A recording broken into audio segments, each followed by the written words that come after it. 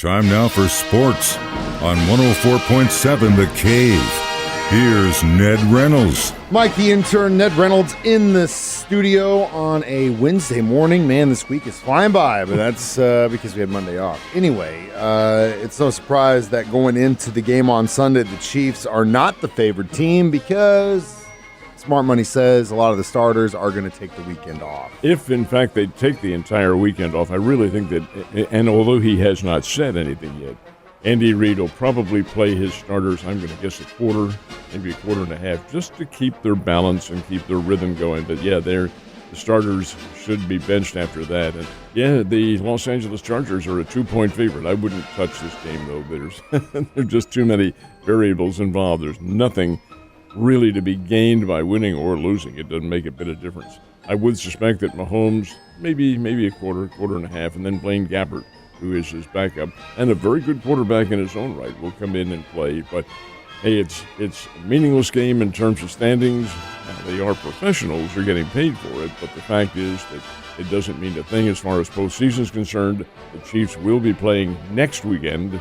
Yes, this coming weekend on Sunday, but next weekend, either Saturday or Sunday in the first round of the playoffs. Don't know who yet. We'll know more on Sunday night.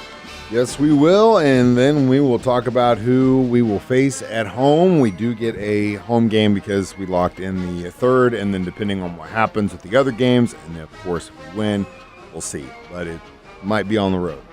But got to take care of business first. We're not going to get too far ahead of ourselves.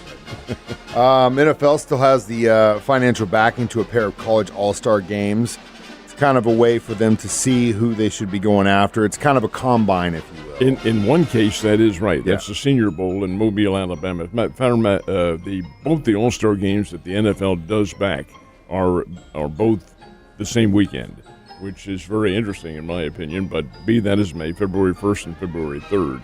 One's the Senior Bowl in Mobile, and the other's the East-West All-Star Shrine Game, and that's because it is a shrine benefit, and the NFL is very happy and proud of their support of all of the charities around the country, and certainly the Shriners are a huge one of them. Anyway, they are the two All-Star games. That you're right about that Senior Bowl, though. That's kind of a preview to the Indianapolis Combine coming up and who's going to play in it. And, in fact, it has produced a number of outstanding players who might have flown under the radar. So both have some merit. And it is interesting because they are all-star games. And the reason the NFL took away the champion, the college all-star game, which was the champion against the Associated Press All-Stars in the late 1970s, was because they were afraid of those stars getting injured prior to training camp and spending a lot of money on them. Well, I don't know whether that has merit or not. It is football, and injuries are going to happen. But nonetheless, they do have a couple of all-star games that they do back.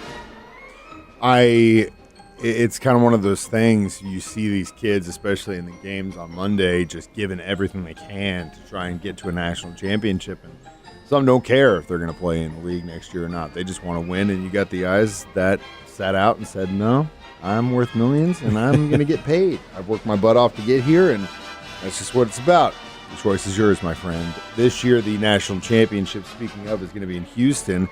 Next year, who's got the game? Atlanta. It's in that magnificent. I have not personally seen it, but I do have a number of acquaintances who've been there and said the Atlanta Mercedes-Benz Stadium is an absolute palace. A great place to play.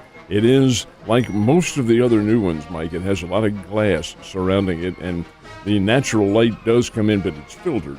So you do have to be able to take care of the circumstances, the turf and so forth and so on, in really very careful circumstances, because this is a bit of a puzzle. But the Atlanta Mercedes-Benz Stadium is nothing short of magnificent, and the game next year will be played a week later than this year's. It's going to be January 20th of 2025, and that's because we have the 12-team playoff that extends the season a little bit. So we're into a whole new era now of college football, and it will start after the championship game this year, which is coming up Monday night, Michigan-Washington. Interestingly enough, those two play each other on the regular schedule next year. Indeed, it should be a very definitive circumstance is what happens. Yeah, it definitely should be, and it makes me sad it's over. But you know what? Don't worry, because in a couple months the Combine will be here, then Rookie Day, and then training camp. We still got to get through the NFL playoffs. My Big Valley Conference game from Missouri State tonight, and definitely one they have to win. This is the first game of 2024 for the Bears. They closed the season with a win out of Moraga, California, but that was non-conference. Then the holidays, now the first game of the new year, and it is tonight, and it is at 8 o'clock, which is rather a strange starting time, but that's all based on Missouri Valley Conference regional television. So 8 o'clock at the Great Southern Bank Arena. The Bears are playing Northern Iowa. In the past, Northern Iowa has been an absolute load to handle, and they probably will be this time too. Ben Jacobson, their longtime former player and longtime coach, is a terrific tactician. And while the team record is not very good, they're 6-7 on the year, 6 wins, 7 losses, and 0-2 in the Missouri Valley. They've had some injury problems. They always give the Bears a tough time. The Bears are 9-4, 9 wins, 4 losses, 1-1 in the Missouri Valley Conference. Missouri State, a 2.5-point favorite going into this one tonight. And again, a game at Great Southern Bank Arena starts at 8 o'clock. That is tonight, the Bears in Northern Iowa. My next question is, do I expect to see a very sleepy Ned tomorrow morning? NR is not going to go. No, 8 o'clock, that's a late start, man. It is, yeah. And it takes me right out of my schedule. Yeah, so you get to watch it at home on TV. It right? would be on TV, which again brings up another question. Is that necessarily a good thing? Because it's taking away from the crowd. Yeah, especially locally. Uh-huh. Yeah, I mean, what do you want? Do you want butts and seats or people at home? Well, you get what you get. When does Mizzou play again? Mizzou plays on Saturday, and they have a conference game. This will be their first conference game. They're playing Georgia, and that will be up at the Mizzou Arena. And that's a noontime game on Saturday for Missouri. I think Missouri's a pretty good team. Are they a great team? Probably not. You saw what Illinois did to them in the bragging rights game. Oh, my. Illinois ran the Tigers right out of the ballpark and quite literally ran them out because Missouri couldn't keep up with their team speed. But that's Illinois. That's the Big Ten Conference. In the Southeastern Conference, which has some good teams, Kentucky and Florida are all good, solid matches. I don't think Georgia is one of them, and the Tigers, I think, can handle this one on Saturday, 12 noon at the Mizzou Arena. Last but not least, I knew it was going to be History Day because Ned brought in his big old bag of facts. What do we got 31 years ago today? You probably don't remember, although you were around. You were around 31 years ago, 1993. You had been born. You were on this earth, but probably not playing football. Almost. I think I started, we lied. It was either 93, 94. I was 11. 12. Now, you might remember this one then. It was a playoff game.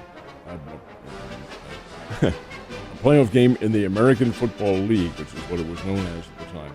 Buffalo Bills and the Houston Oilers played it in Buffalo. And toward the end of the first half, Houston is up in Buffalo 35-3. 35-3. Buffalo came back to win the game 41-38. The biggest comeback in NFL history. And that was 31 years ago. Actually, the date was yesterday. It was January 2nd. But you think about that, what a heck of a comeback on your home field, which was known then as Rich Stadium in Orchard Park, New York. They've since changed the name of it. Matter of fact, I think they're going to tear it down and build a new one. But the fact is that the Buffalo Bills had that great comeback. I remember seeing it. It was just one of those things. I remember it. Do you? Oh, yeah, I remember that. They got into a rhythm, and everything went right for the Buffalo Bills in the second half, and all wrong for the Houston Oilers. Just a complete reversal of the way it should have been. And then we're not going to talk about the game after that in which the Bills played because we don't want to mention the team that just destroyed them. No. Bull, because I don't want to mention them and give their fans any more reason to get their heads any bigger than they already are. And that happened 31 years ago, and they're still talking about that team, Ned. You have a great day, and I will see you mañana.